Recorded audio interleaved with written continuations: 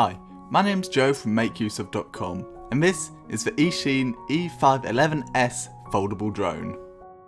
This budget-friendly version of DJI's Mavic Air costs $158.99. But is it any good? Well, let's find out. It features a 7.4 volt 1200 mAh battery, a 1080p 120 degree wide angle camera, and it takes 2 hours to charge. When unfolded, it measures 14 by 14.4 by 2.9 inches, but when fully folded up, it measures 7.3 by 4.2 by 2.5 inches.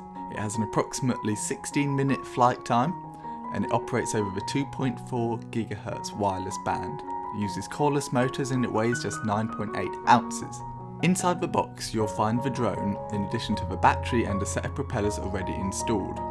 You also get a controller, which has a slot for your mobile phone beneath it, 2 spare props, a screwdriver, a charger, instruction manual, a few spare parts and the propeller guards.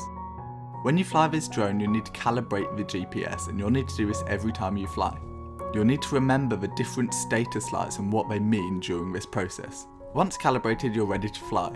You can use the one-touch takeoff and landing functions built into the controller and the app. Once in the air, the drone maintains its position. It's easy to fly, and it's very fast. It is very light, however, so small winds do impact it.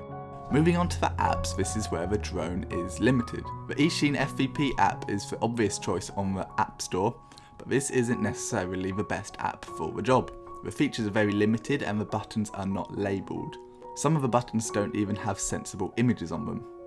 While there is a handy instruction sheet in this app, you have to refer to the sheet, close it and then go back to your buttons, so you have to memorise what the buttons do. The LFVP app is recommended by Eachine, and this looks to be a variation on the Eachine FVP app itself. This lets you use the intelligent flight modes, gives you a recording running time, battery life, a GPS status, waypoints and far more.